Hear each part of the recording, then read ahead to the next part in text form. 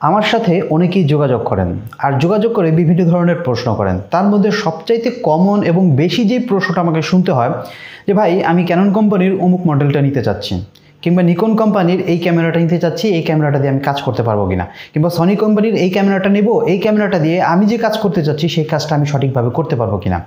আবার এই ধরনের প্রশ্ন আমাদের এই চ্যানেলের ভিডিওর কমেন্ট সেকশনেও কিন্তু অনেকে করে থাকেন। এই প্রশ্নের উত্তরটা আমার পক্ষে দেওয়া সম্ভব হয় না, কিংবা আমি দিতে পারি না।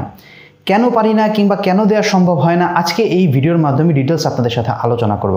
কিংবা আপনি যদি ভিডিও করতে চান তাহলে কোন ক্যামেরাটা, কোন কোম্পানির ক্যামেরাটা আপনার নেওয়া উচিত, কিংবা আপনি যদি ফটোগ্রাফি করতে চান তাহলে আপনার কোন ক্যামেরাটা প্রথম পছন্দ করা উচিত, আজকে এই ভিডিওর মাধ্যমে আপনার একটা গাইডলাইন পেয়ে যাবেন।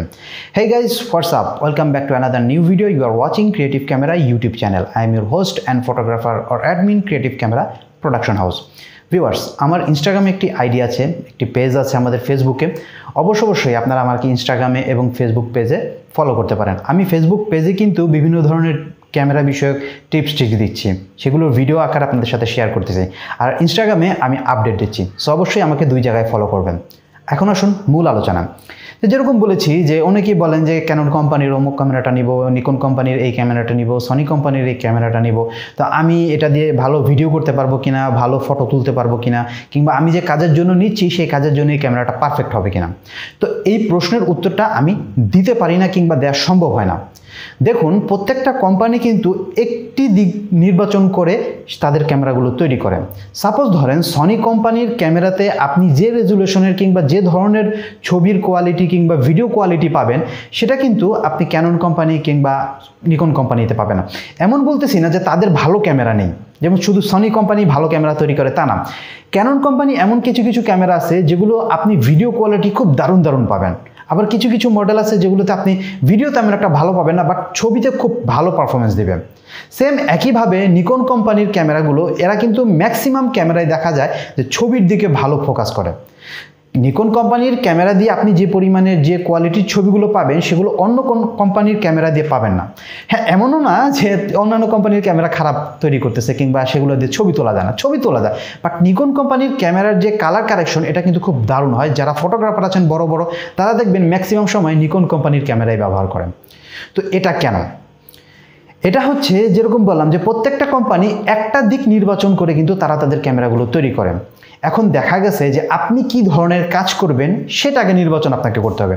আপনি যদি ক্যামেরা দিয়ে আপনি শুধু ফটোগ্রাফি করেন তাহলে সেক্ষেত্রে আপনাকে ওই সব মডেলগুলো চুজ করতে হবে যেসব মডেলগুলোতে এক্সট্রা ফ্যাসিলিটি আপনি পাবেন। আবার সেম একইভাবে আপনি যখন ভিডিওগ্রাফি করবেন কিংবা ভিডিও করবেন তখন আপনাকে ওই জিনিসগুলোই ফলো রাখতে হবে যে এই জিনিসগুলো আমার ভিডিও করার ক্ষেত্রে উপকারী আসবে।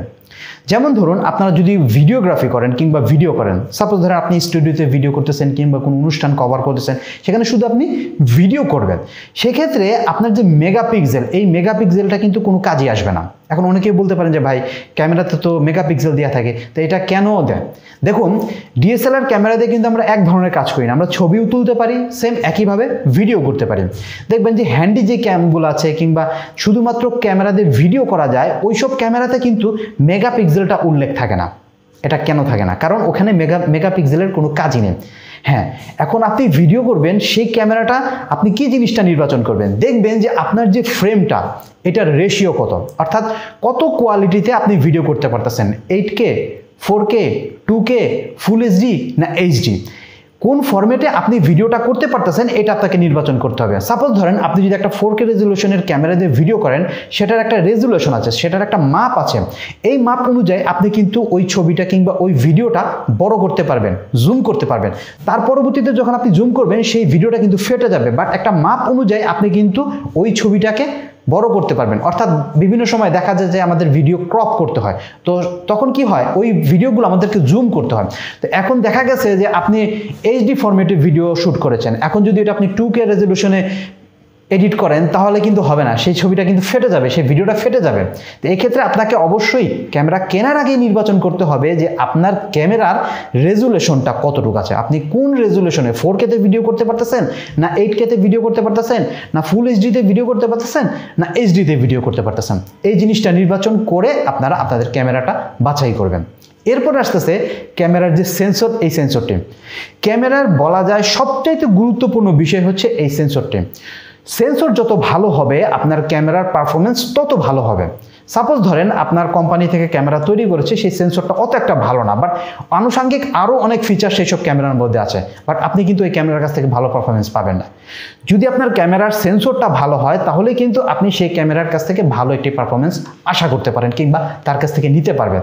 সো অবশ্যই ভিডিও করার জন্য যদি আপনি ক্যামেরা কিনে থাকেন তাহলে আগে অবশ্যই গুগলে যাবেন, কিংবা যেসব কোম্পানি থেকে আপনি ক্যামেরা কিনতে যাচ্ছেন, যেই কোম্পানি, সেই কোম্পানির নিজস্ব ওয়েবসাইট আছে, সেখানে যাবেন, সেই মডেলটা লিখে সার্চ দেবেন, ইন ডিটেলে সমস্ত কিছু আপনারা পেয়ে যাবেন। কারণ আমার একার পক্ষে সমস্ত মডেল সম্বন্ধে অভিজ্ঞতা নেওয়া সম্ভব না, আমি স্পেসিফিকভাবে কিছু কিছু মডেল চালিয়েছি, সেই অভিজ্ঞতাগুলো নিয়েছি, সেখান থেকে আপনাদের সাথে শেয়ার করি।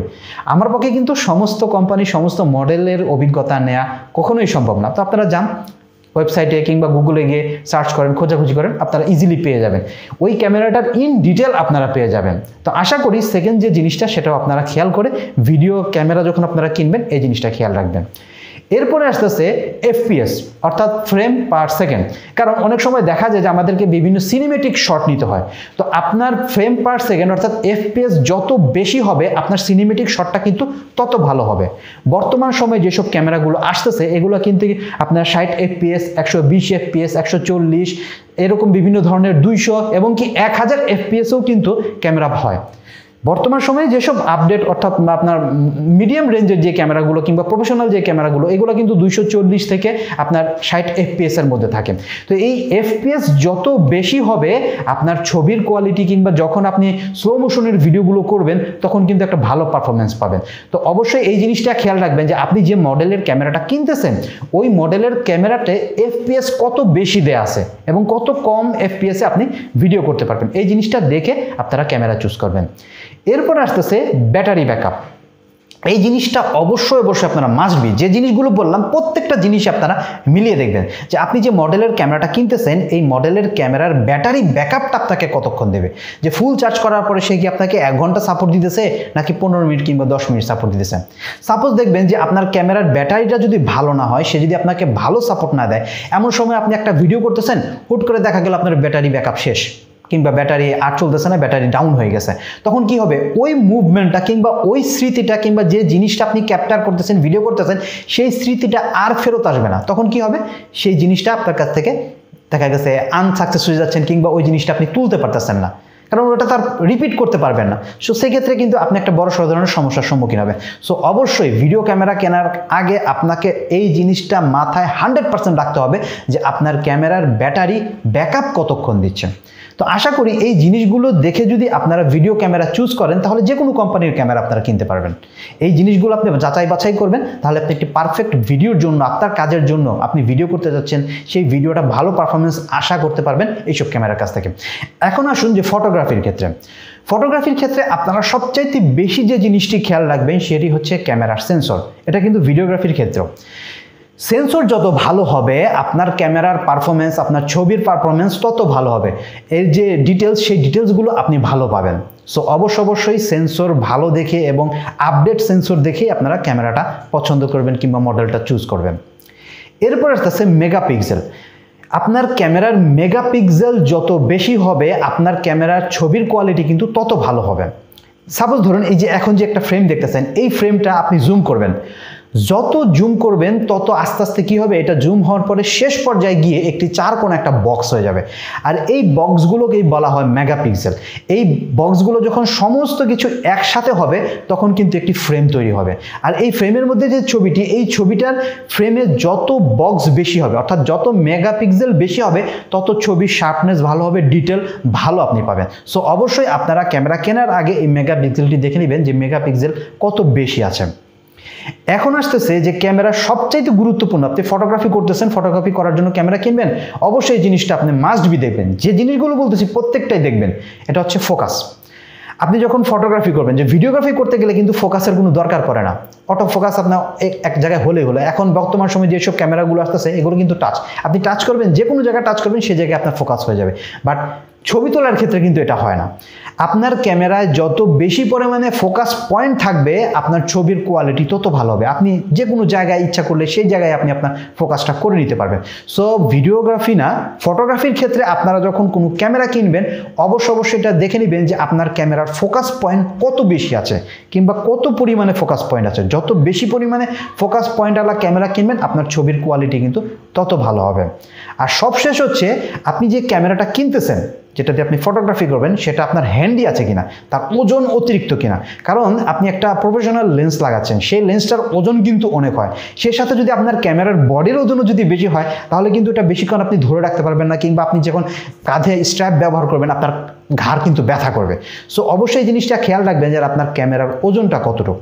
তো এই যে জিনিসগুলো আপনাদের সাথে শেয়ার করলাম, এই জিনিসগুলো যদি মিলিয়ে আপনি ক্যামেরা মডেল চুজ করেন, সেটা আপনি যে কোনো কোম্পানির ক্যামেরায় চুজ করুন না কেন, আপনার কাজের জন্য কিন্তু পারফেক্ট হবে।